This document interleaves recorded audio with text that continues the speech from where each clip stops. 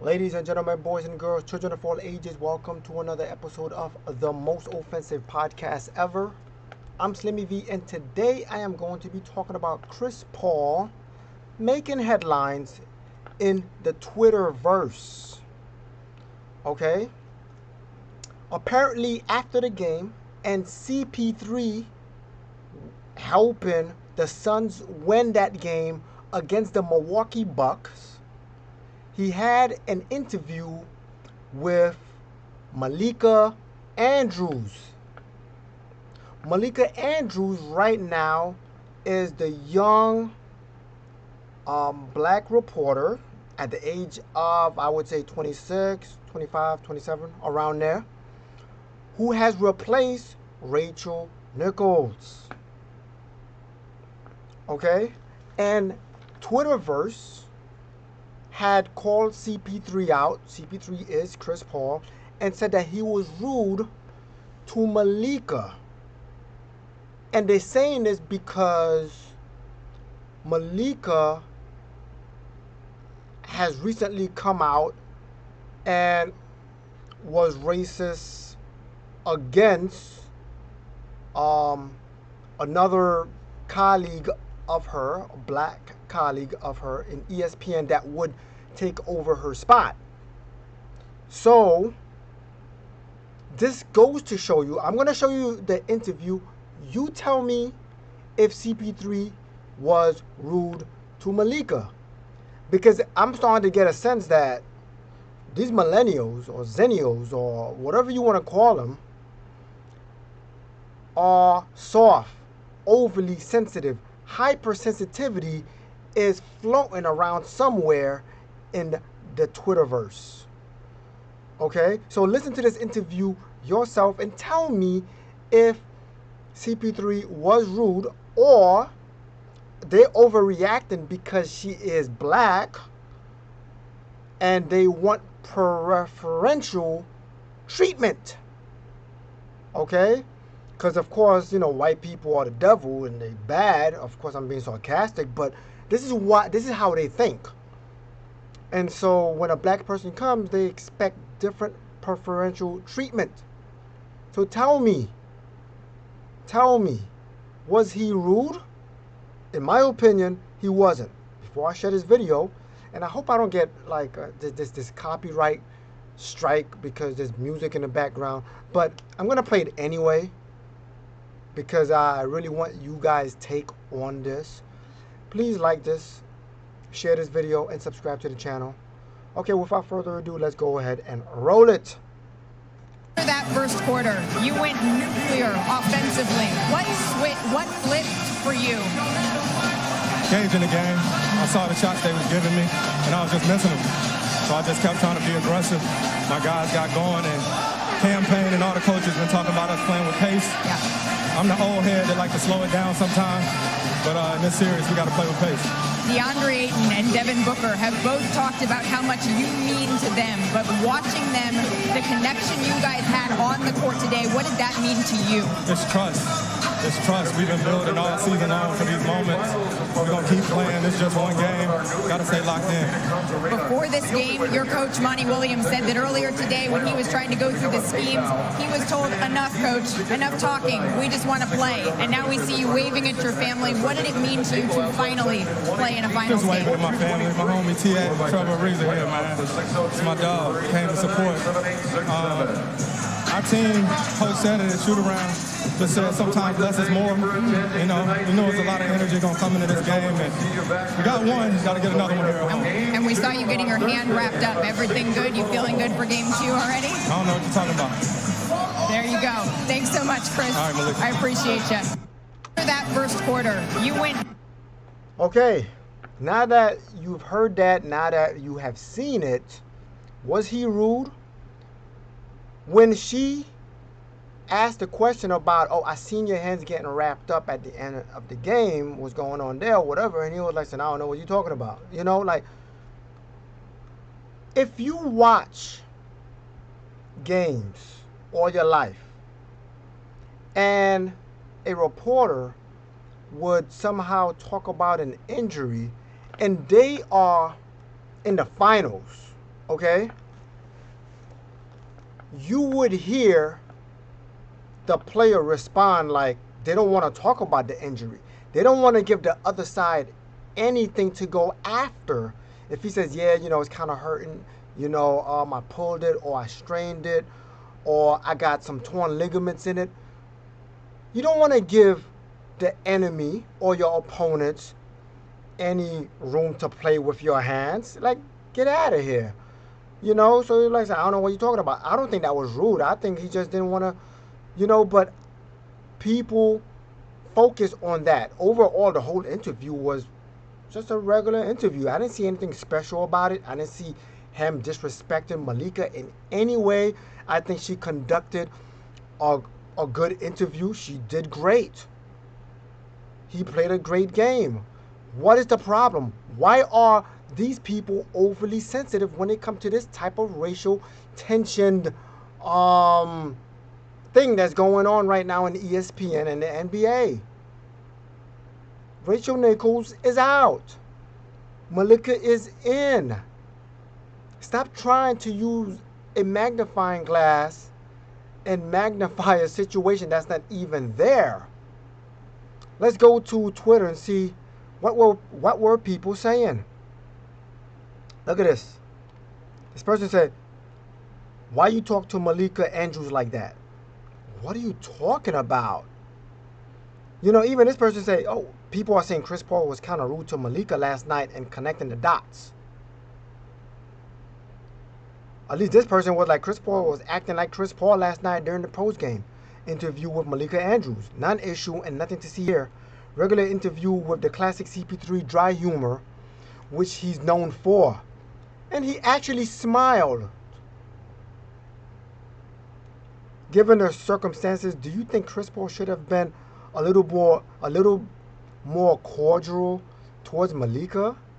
Serious question, because I ain't see the interview. Like, you didn't even see the interview. Why are you even commenting? The same person. See, Chris Paul was acting stink with Malika last night.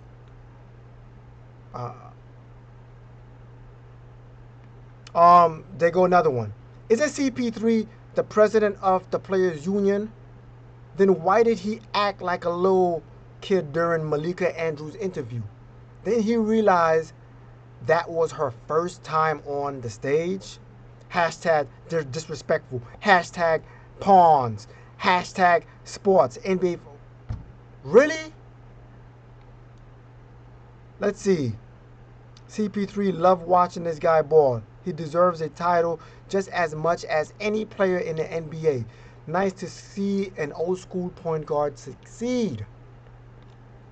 Good.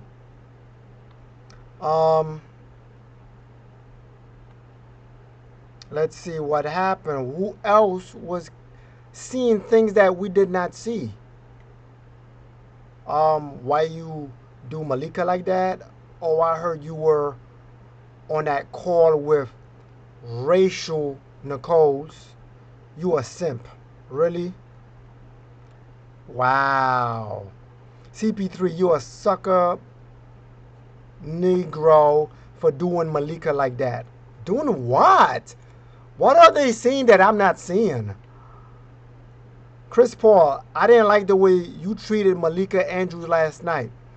I smell a bucking house nigga. F racist Nichols.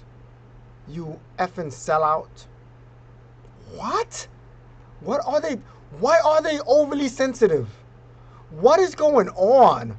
And yo, if you guys don't see what I see, something is wrong with y'all. Because this is idiotic. Really.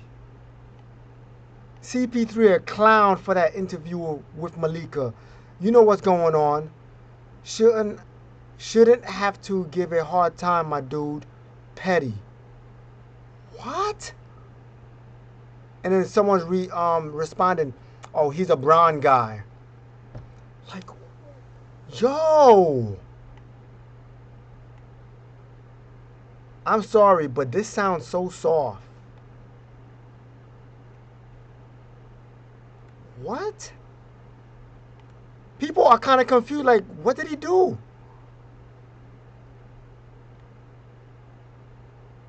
Wait, what is this person saying? I like Malika better than Andrews or Taylor. What the heck? Malika is Andrews.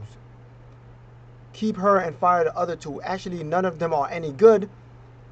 Let's get a black. Let's get a black. What? Anyway. Okay, let me read this. CP3, I'm rooting for you to win this championship, but I didn't like how you talked to Malika Andrews when she interviewed you. Why would you be so nasty in correcting her?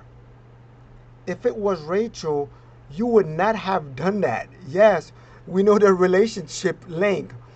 Just don't do it again, bruh. Yo, so now y'all see why I get on these overly extreme, sensitive, hyper millennials. If they are millennials, I'm just, not like I could see age on this. You give that black woman, Malika Andrews, a better interview next time, man. We all know you're a Rachel Nicole boy. The hell is wrong with you doing what? Ever since you and King James fell out, you've been faking the funk. I'm on your TOP. I'm on your what? I don't know what the acronym stands for, but anyway. Son. This is, oh my gosh. This is crazy. But why? Why do people, and they call people on the right conspiracy theorists? Isn't that a conspiracy theory? Like, how was Chris Paul rude? How was he rude? Because he didn't want to show a weakness in his hands? Because of that? That's being rude? Are they kidding me? Let me see. I thought that reply that CP3 gave Malika when she asked about his hand was kind of foul. He knew what the moment was, and he does that, especially after the whole nation saw him grimace and give attention, paid to it, especially on that sister first night. So are you saying that Malika Andrews is so weak that she can't take a little pushback? Are you guys implying that? I think it was a great interview.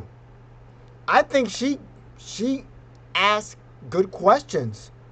I think it was well articulated and delivered. So what are you guys talking about? You guys are making Malika Andrews look weak. I'm pretty sure she's probably looking at this and be like, yo, I'm a strong black woman. I know how to do my job. I don't need anybody coming and defending me. Chill out. What are you guys doing? You guys are wilding out. Yo, I don't get this. Smokes. Y'all make it look. She's dressed classy. She asked a nice question. She's rocking the nice hairdo, that type of hairdo that I like. You know what I'm saying? Yo, I don't understand. It's like, okay, let's just say this. Rachel Nichols is white, right? She has been caught on tape saying things, right? That came out. Boom, they booted her off. They replaced her with a black person, right? Because you guys are saying, oh yeah, white supremacists should be down with white supremacists, down with white supremacists. Now that we're down with white supremacists, whatever that means, right? And you get a black woman, you still complain. It's like it doesn't stop. This is what I'm talking about. It does not stop. And again, I'm not saying Rachel Nichols is racist by any stretch of the imagination, if that's what you guys think. I am not saying that. You know? Rachel Nicole was just too woke for her own good. She was fighting for like women to get more jobs out there. She was fighting for like BLM and for the movement to move forward and all that stuff. But in the end, when it came to her job, she was like, wait, y'all gonna replace me? No, I was fighting for other people to get replaced, not me. When it came to her door, she got a problem with it. That's the problem I got with her. The other problem I got with her is that she apologized for what she said. No, dude, if you think they coming after your job, you have the rights in the world to fight for your position. It's your position, it's your job, right? Don't apologize for it. If you felt what you felt and you say, no, this black woman is just replacing me because she is black, and the ESPN and the NBA is all about diversity, and that's the only reason why they're replacing me. If that's how you feel, that's how you feel. No need to apologize. Because the woke mob are not going to accept any apologies. But it seems like people are not happy with Chris Paul and him responding to Malika. But anyway, that's all I've got. Just wanted to really comment on that and point that out. Hope you did find what I was saying interesting, and maybe it really woke you guys up to why I say the things I say. They're never gonna be happy. You know, you got a black face, you got a cute, pretty, intelligent black woman doing all of this, and they still not happy.